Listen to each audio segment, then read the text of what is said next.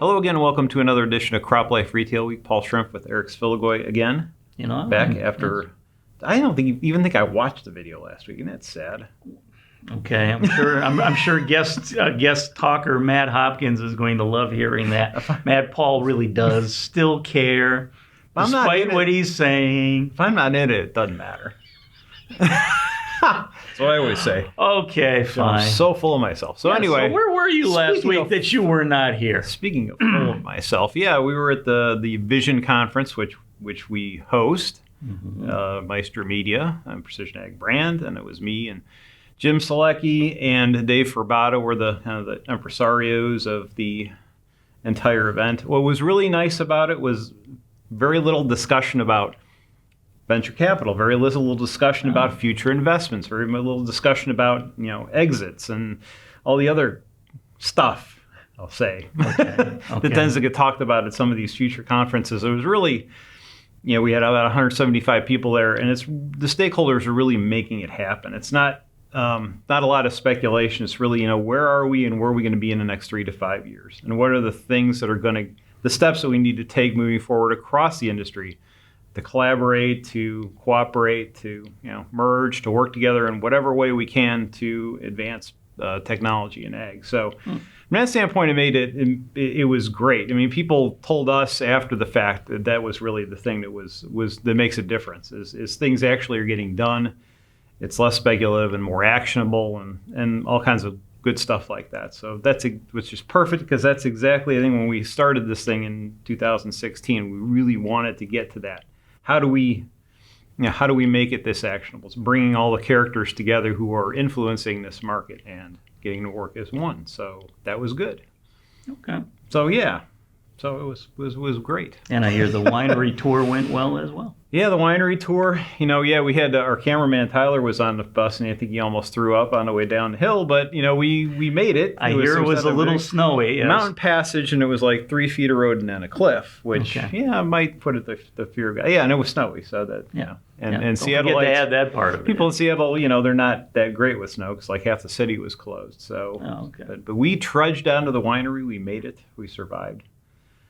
Wine was consumed by a number of individuals, and it was no names, please.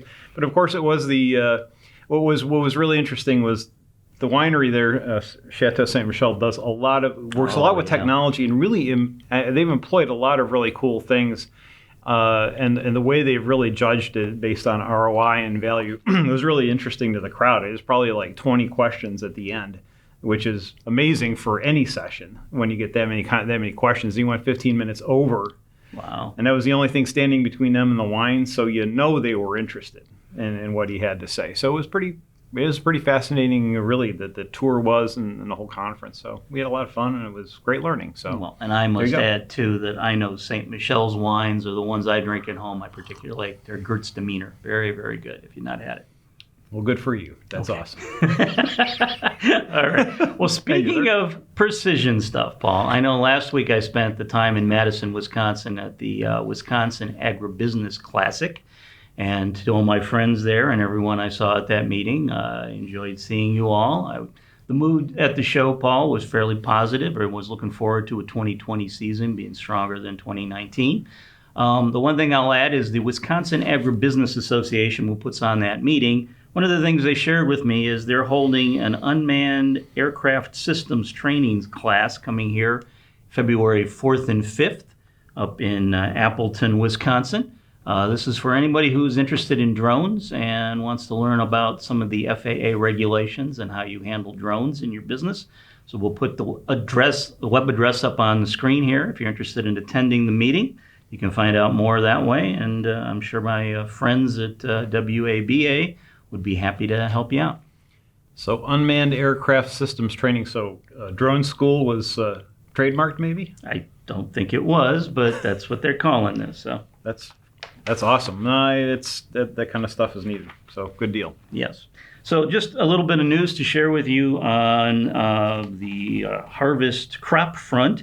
We found out from USDA, Paul, that because of inclement weather, let me make sure I get this right, 8% of the corn crop and 2% of the soybean crop from 2019 season has yet to be harvested. Jeez. Sounds like it's worst in North Dakota, Paul. It looks like 48% of the state's corn crop has only been harvested as of the end of December. So obviously this isn't the time of year most people are doing harvesting, but there's still some work to be done on what was the 2019 harvest. Yeah, every once in a while you see those pictures pop up on Twitter on Corn that's combines working through frozen ground. It's not funny at all. It's very sad. Hopefully those folks can get this thing moving in the near future.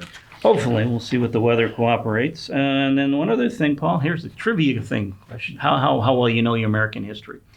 This would have been the year that Pearl Harbor was first opened and that William Taft was sworn in as the President of the United States.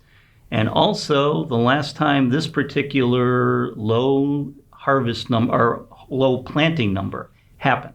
Got a guess? Oh my gosh, I'm such an idiot. 03? Close. 1909. Oh.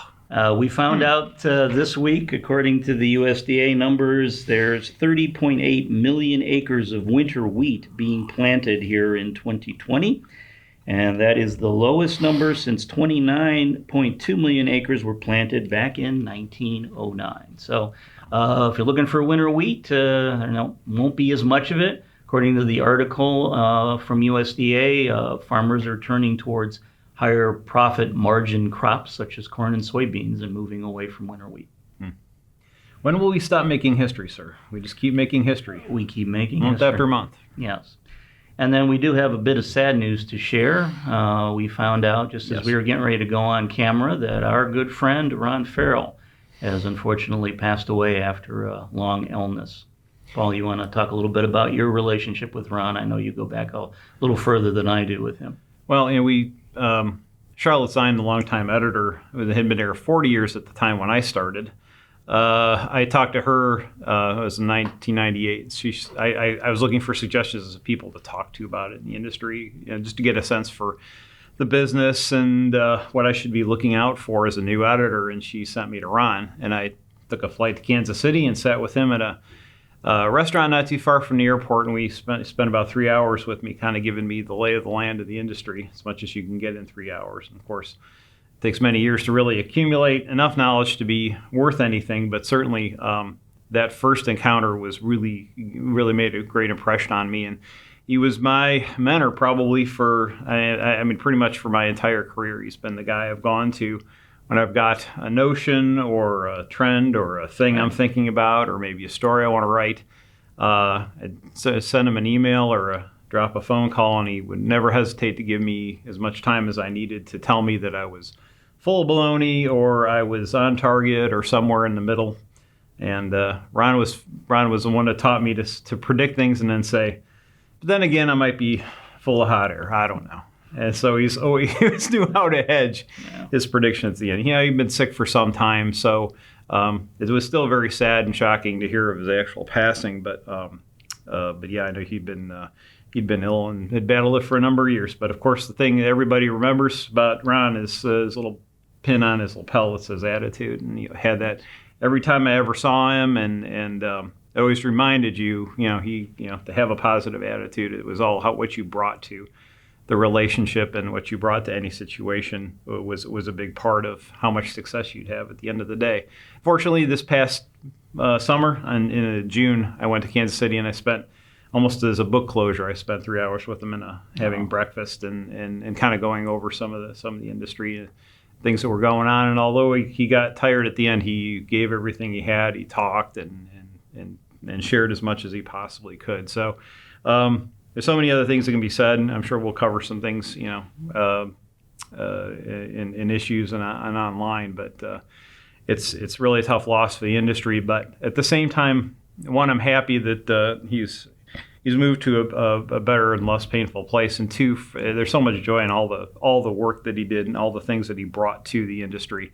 The legacy that he leaves is thousands and thousands of people and hours of knowledge that he shared and gave away readily without being selfish about it at all. So we do have that to be thankful for, and appreciate Ron and the legacy he leaves. Yeah, and our hearts go out to the Farrell family and everyone who knew Ron, and you want to share your comments, please do with us. Absolutely. Well, that's it for this edition of CropLife Retail Week. Thanks for joining us, and we'll see you next week. If you have questions or comments about today's episode of Retail Week, contact us by email or Twitter, or type your message in the comment section below. Your feedback is important to us. We'll try our best to address your thoughts in next week's episode. And be sure to subscribe to our YouTube channel.